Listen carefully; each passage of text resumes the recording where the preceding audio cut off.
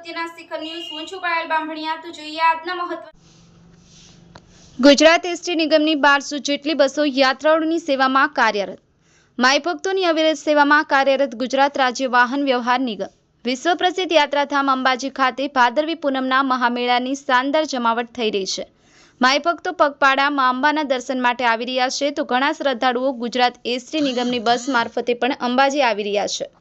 અંબાજી આવતા મોટા ભાગના લોકો પરત પોતાના ઘેર ગુજરાત એસટી નિગમની બસોમાં પ્રવાસ કરીને જાય છે। દૂર દૂરથી આવતા યાત્રાળુઓની સેવામાં ગુજરાત રાજ્ય વાહન વ્યવહાર નિગમ દ્વારા 1250 જેટલી બસો મૂકવામાં આવી છે।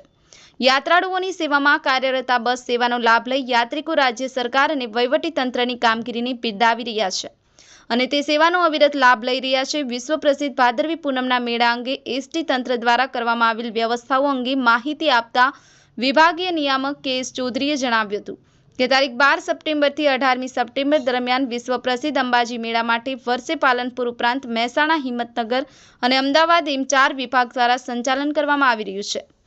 અંદાજે 1250 જેટલી બસો દ્વારા યાત્રાળુઓની સેવામાં 24 કલાક એસટી વિભાગનો સ્ટાફ ફરજ બજાવી રહ્યો છે। આ માટે અલગ અલગ 12 બૂથો બનાવી સંચાલન કરવામાં આવી રહ્યું છે। એસટી વિભાગ દ્વારા અંબાજીમાં આવતા મુસાફરોને કોઈ પણ તકલીફ ના પડે તે માટે વિશેષ સુવિધાઓ પૂરી પાડવામાં આવી છે। આશાબેન સોલંકી, સત્યના શિખર ન્યૂઝ, બનાસકાંઠા।